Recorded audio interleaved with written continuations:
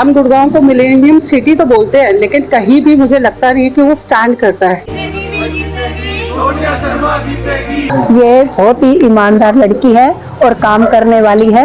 किसी का भी कोई भी काम होगा निसंकोच इससे कहो और ये करके दिखाई दी, ये हमारा वादा है।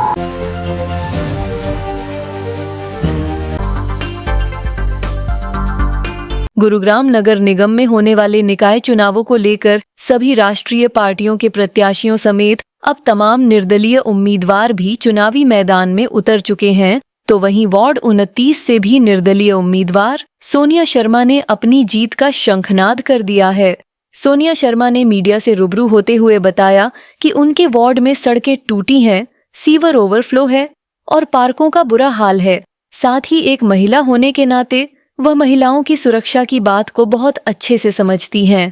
तो वहीं निर्दलीय उम्मीदवार ने बताया कि उन्हें उगते सूरज का चुनावी निशान मिला है और 12 मार्च के बाद अब उनके वार्ड के लोगों को अंधेरे में डूबी स्ट्रीट्स नहीं मिलेंगी, बल्कि उनके वार्ड में अब विकास का सूर्योदय होने जा रहा है। सोनिया शर्मा का साफ तौर पर कहना था कि उनका जनसमर्थन लगातार बढ़ता जा रहा है। ऐसे में अगर जनता उन्हें चुनकर सदन भेजती है तो वह पहली कलम से वार्ड की सभी समस्याओं का समाधान करने का प्रयास करेंगे। महिला प्रत्याशी होने के चलते उनके समर्थकों में काफी उत्साह और खुशी का माहौल है।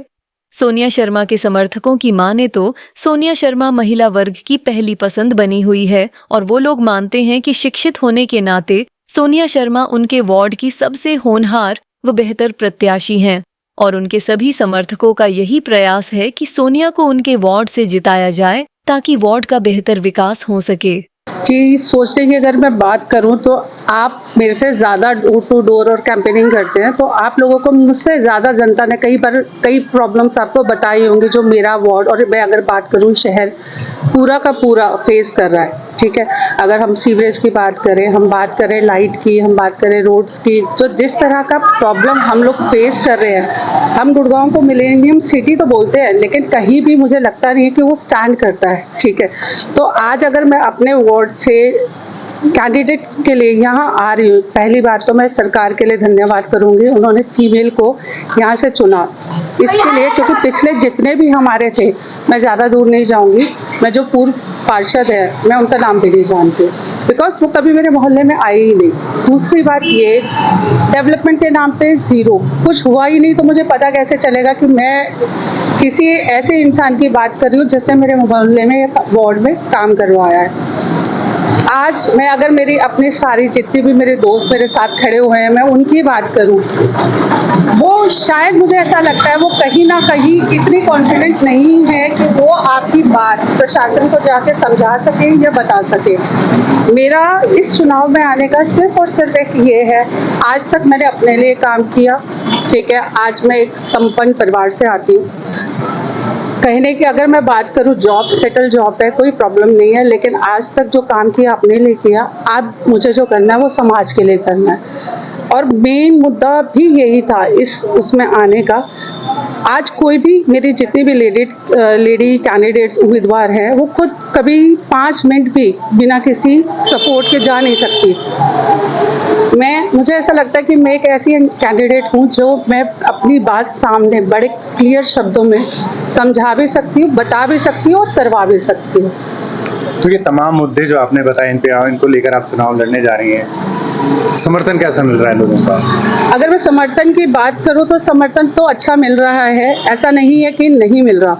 आप कहीं जाते और उनकी बात तसल्ली से सुनते हैं ना, तो लोग आपको पहचानने लगते हैं। वो आपको जब अपनी प्रॉब्लम्स बताते हैं तो वो साथ में ये भी बोलते हैं कि आप इनको अगर देखोगे तो हम आपके साथ ज़रूर चलेंगे। और मैं अगर बात करूँ, मैं इसी वार्ड से हूँ, अगर मैं बात करूँ लक्ष्मी गार्डन की, शक्ति नगर की या फिर वीर नगर की, वहाँ पे ऐसी फैमिलीज हैं जो मुझे बहुत पहले से जानती है। उन्होंने मुझे कहीं ना कहीं समाज में काम करते हुए देखा है या खुद को स्टैंड करते हुए देखा है, तो उनके लिए एक भरोसा पहले से ही था। ऐसा नहीं है कि अगर मैं आज की बात करूं, आज ही ऐसा नहीं है कि मैं आज ही ये चीजें स्टार्ट कर रही हूँ। कब से कर रही मेरी हैं आप समाज सेवा? देखिए, अगर मैं समाज सेवा एक सही शब्द नहीं होगा मेरे लिए, क्योंकि मैं प्रोफेशनल रही हूँ, तो इतना ज़्यादा टाइम मैंने नहीं दिया। यस, मेरी भी फैमिली, मेरे भाई, मेरे जितनी भी और फैमिलीज हैं जो मेरे साथ सपोर्ट कर रही हैं, वो कहीं ना कहीं एक्टिव रहे। तो उनके अगर मैं बात करूँ, एक कहते हैं ना बैक सपोर्ट, तो मैं उनके साथ हमेशा रही हूँ। क्या अपील करना चाहेंगी जनता से जो आपको जनता से सिर्फ मेरी एक अपील है, वोट दे, सोच के दे। ये देखें कि सामने वाला कैंडिडेट कितना सक्षम है आपके काम करवाने के लिए। किसी चिन्ह को, किसी पार्टी का ये सोच के वोट ना दे, सिर्फ ये देख कौन आपके साथ खड़ा हो सकता है। कौन सा सिंबल मिला आपको? जी, मुझे मिला है उगते सूरज का। मैं वीना शर्मा। सोनिया शर्मा अच्छी ईमानदार लड़की हैं। मैं चाहती हूँ कि ये भी हमारे इसमें आए, पार्षद खड़ी हो, क्योंकि हमने कई सालों से पीछे पार्षद को तो हमने देखा ही नहीं है, ना ही उन्होंने हमारी गली का, मोहल्ले का कोई मतलब काम करवाया है। हम तो चाहते हैं, हम बहुत समर्थन कर रहे हैं इसको। हमारी सारी पूरी टीम, पूरा मोहल्ला इसी को समर्थन कर रही है। हम चाहते हैं कि ये आए। क्या लगता है जीतेंगी सोनिया शर्मा? हमें तो पूरी उम्मीद है। कितने वोटों से जीतेंगी? काफी समर्थन है इसको, काफी सपोर्ट है इसको। मेरा नाम चंचल शर्मा है। ये सोनिया शर्मा हमारी बेटी है। मैं इसको बचपन से जानती हूँ। ये बहुत ही ईमानदार लड़की है और काम करने वाली है। किसी का भी कोई भी काम होगा निसंकोच इससे कहो और ये करके दिखाएगी, ये हमारा वादा है।